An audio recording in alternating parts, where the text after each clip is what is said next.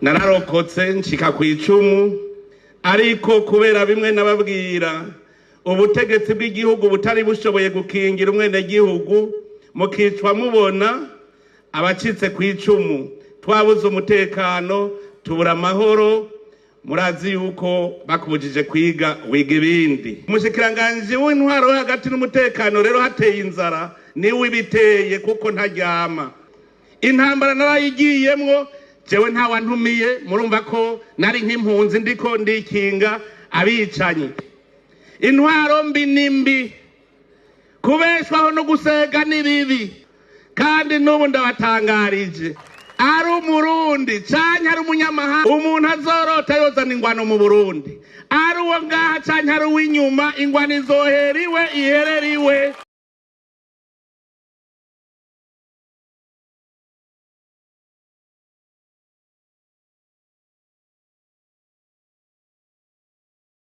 Ladies and gentlemen, we have reached to the peak of this evening, the moment everyone has been waiting for. Let me tell you something. I have had the privilege of seeing His Excellency President Evariste Ndayishimiye address young people. And every time he does not speak to the youth, he speaks with the youth. So, please welcome him with the respect and the warmth he deserves. Amashi ku muvyeyi wacu nyaricubahiro. Amashi menshi. Muri uno mwanya tugira dushikirize ijambo jury itubwire ibyavuye mu mwiherero bari barimo.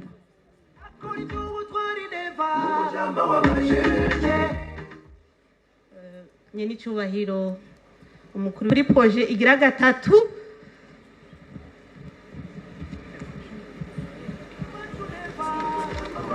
Alors on va commencer par le projet qui a occupé la 3e place parmi les 10 projets qu'on nous a présentés.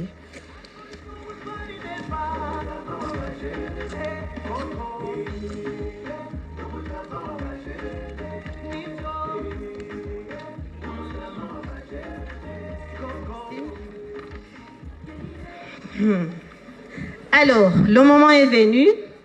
Le moment tant attendu par beaucoup de jeunes qui sont ici. J'ai l'honneur de présenter la 3e place dans cette compétition et est occupée par le projet de M. Jackson Saviyumva qui travaille dans l'agribusiness. Jackson Saviyumva, 3e place. Alors, applaudissements pour Jackson Saviyumva. Beaucoup d'applaudissements pour lui.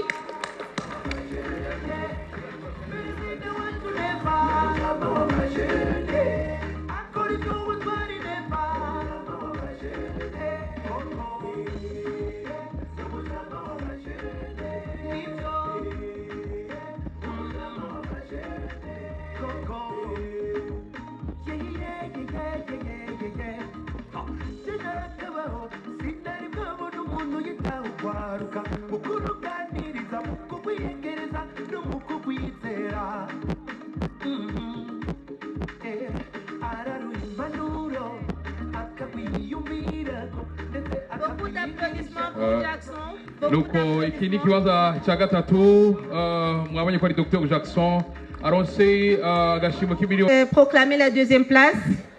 La 2e place dans cette compétition a été dédiée au... Vous croyez que c'est à qui? Alors c'est au club Indanga Burundi. Umugwi Indangakaranga Indanga Burundi utwaye ikibanza cya kabiri. Ikibanza cya kabiri gitwaye Indanga Burundi. Banyaragasa dukurikiza umwanya. La 2e place est occupée par la troupe culturelle Indanga Burundi. Nous vous rappelons que dans leur projet, il y avait établissement d'un studio pour la production de tout ce qui est culturel. Toutes les productions culturelles. Vos applaudissements pour la troupe culturelle Indanga Burundi. Nokundi uwa mbere ninde reka twumvirize uburongoye jury. Ndabasabye rero mwese munize amatwi kugira ngo twumvirize umugambi washoboye kuba uwa mbere muri rino higanwa. Maintenant, je vais proclamer la première place dans cette compétition. Alors, la première place est dédiée à Monsieur Bosco Nzisabira. Monsieur Bosco Nzisabira, qui travaille dans l'hydroélectricité. Monsieur Bosco niwe aronsi kibanza cha mbere dans cette 4e édition de Inkerebuti Day. Muri buku mugambi wo kujanye n'ivyo gukwiragiza hose umuyaga nkuba. Amashi yanyu menshi.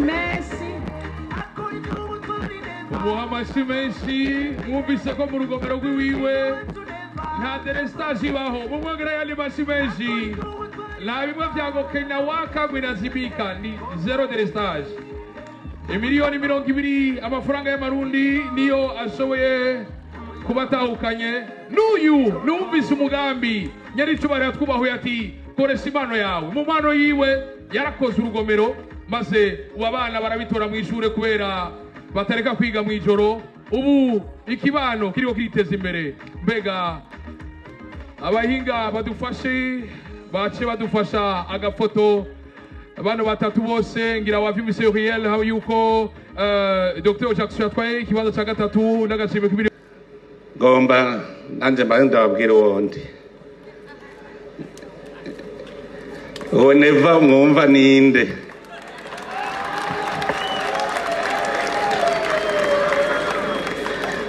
Neva n'umuntu adashaka yuko ugwaruka bw'ubu rukura nkuko yakuze.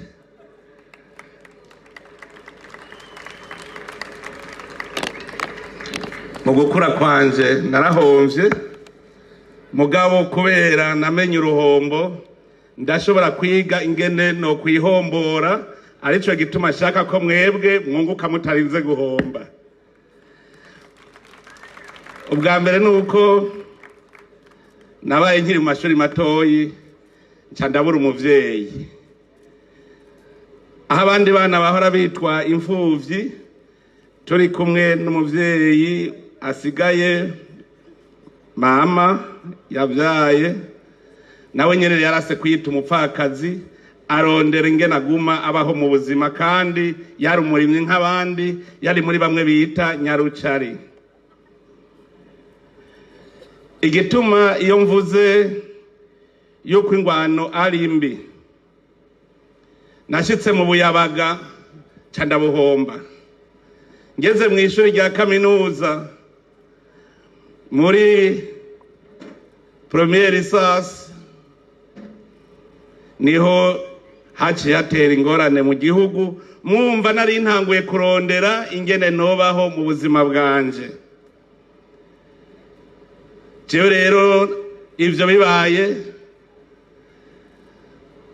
nararokotse nshika kw'icumu, ariko kubera bimwe nababwira ubutegetsi bw'igihugu butari bushoboye gukingira umwenegihugu mukicwa mubona abacitse kw'icumu. Twabuze umutekano tubura amahoro.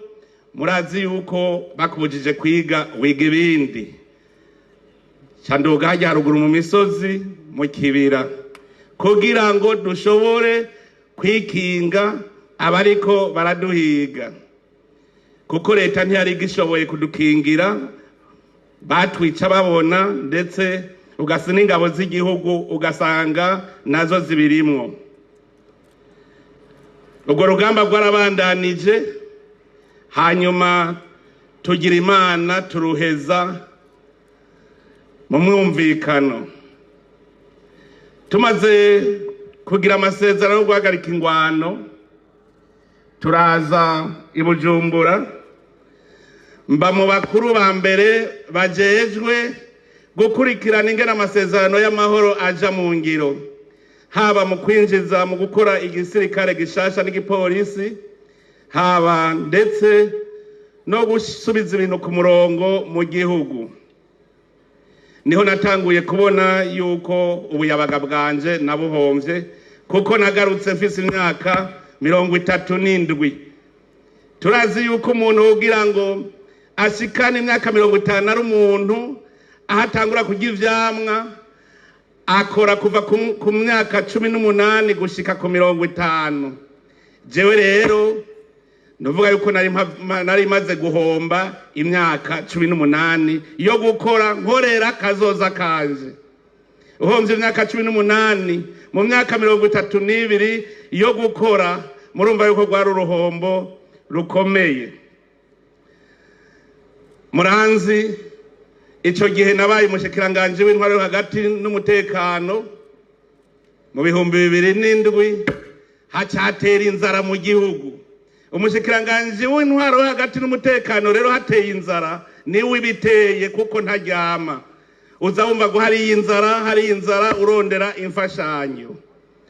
Niho rero natanguye kwiyumvira, none iki gihugu kirimwo imvura, iki gihugu mbona kirimwo abantu b'abarimyi, bigenda gute kugira ngo basonze? Ntangura kwiyumvira ico tuma abantu bafungura.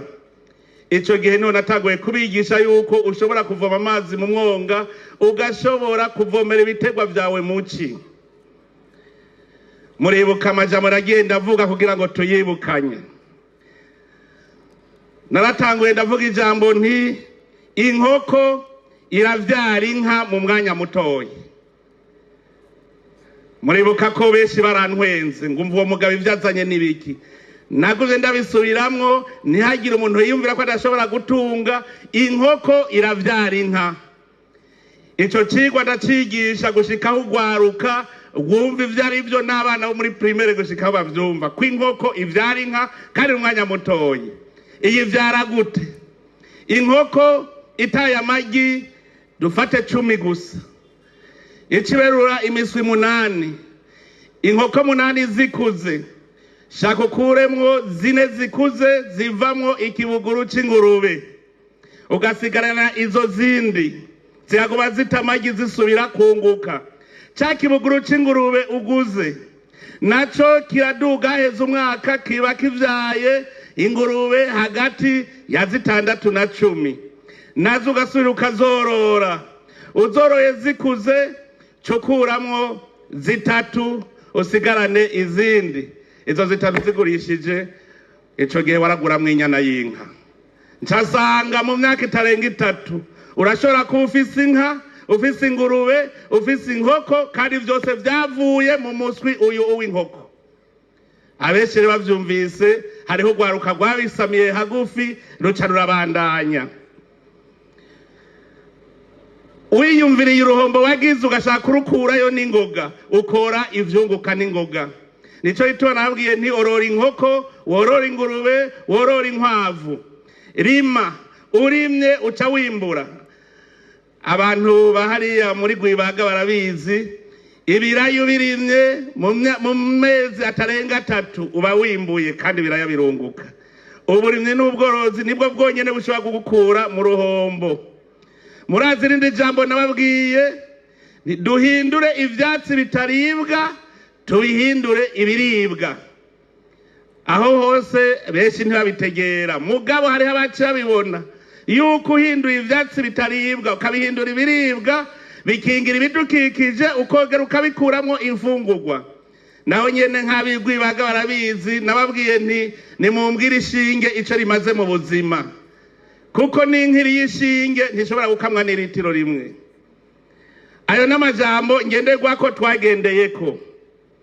Uko bwaca siko bwira, ugwaruka rutangura gukorana bukebuke. Ndababwira nti turi kumwe twese birashoboka, turi kumwe twese birashoboka. Ico gihe narabivuze, iryo jambo narihereye mu ntara ya Ngozi ya kera. Nca nigisha ugwaruka kuja hamwe, umwe azana inguvu afise, uwundi zafise n'impano, batangura kuja hamwe baca basanga bwa bundi turi kumwe twese birashoboka. Mbega mwoba kumwe mwese muri mu ngwano? Ntibikunda. Muri mu ngwano mwese bamwatatanye, muguma mwiruka muturatura, ntushobora guteka umutwe. None mwoja hamwe gute ko bidakunda? Mbega woteka umutwe gute ari mu ngwano? ivyo byaradukujije. Noneho rero aho mbere kizigenza hoho mwarabibonye, nazanye icitwa leta mvyeyi leta nkozi. Kubera iki leta mvyeyi? Leta mvyeyi itegerezwa gukingira abene gihugu bakumva ko atakarenganyo kahari, kuko umuvyeyi ntarenganya, ategereza kubakingira kujya kw'inkoko ikingira ubuswi bwayo. Leta nkozi ni leta abene gihugu bose bakora, kandi twese tuvuye hasi muravyibuka nabitanguye mu 2020 murabona karusho nuno munsi tumaze kuronka. Narasubiriye ndaraba sanga ugwaruka rwose aho naca baririmba ururimbo rwitwa chômage. Igitero yari chômage, icitabirizo chômage. Nchafata ugwaruka rwize rufise amashuri menshi, muravyibuka retraite de jeunes diplômés de haut niveau. Turaja hamwe tuti mbega iryo jambo chômage tworikura gute mu rurimi rw'ugwaruka mu Burundi. Mwese mwaraterera ivyiyumviro, kuko umuti ntuva kuwundi muntu uva muri wewe nyene. Tugiye hamwe twaratoye umuti turugwaruka rw'incabwenge, niho havuye uwo mugambi payeje. Murazi ko ariho wavuye umugambi payeje, ubu ratanguye. Naho watanguye umeze nk'ucumbagira, ariko buke buke twese twaragiye hamwe turagira amayeri yose, umugambi payeje urarama. Sinovuga nti ndababaze nti tugezehe, ntaho nzi, nimwe muhazi. Ntaho nzi aho tugeze, tugenda mwiterambere nimwe muhazi, kuko nimwe muraba aho mugeze. Ariko ico nobabwira, muri gwa ruhombo nagira mu buyabaga bwanje, naje nagumye nteka umutwe ingene nihombora, ingene nkurayo esheke nshobore kuduga. Uno munsi cese mbeshejweho nuko ndi umukuru w'igihugu, mbeshejweho n'ibikorwa nakoze kuva ico gihe, kandi n'ubu mbandanya. Abamaze kuza gutembera iwanje barabizi. Sinico gusa, ndigisha n'abana banje. Nta mwana wanje asaba amavuta, nta mwana wanje asaba impuzu, nta mwana wanje asaba ikirato. Aracironderera kuko barabonye iyo biza biva. Erega niyo n'inyungu. None rero sinipfuza yuko ugwaruka rw'Uburundi ndetse n'ugwaruka rwa Afrika goca muri izo nzira je naciyemwe. Narumvise ko ari uruhombo. Intambara narayigiyemwo, jewe ntawantumiye, murumva ko nari nk'impunzi ndiko ndikinga abicanyi. Ariko icavuyemwo nuko uburiro twarose amahoro. Nico gituma ntifuza ingwano muri iki gihugu cacu. Kandi n'ubu ndabatangarije, umuntu azorota yozana ingwano mu Burundi, ari uwo ngaha canke ari uw'inyuma, ingwano izohera iwe iherera iwe.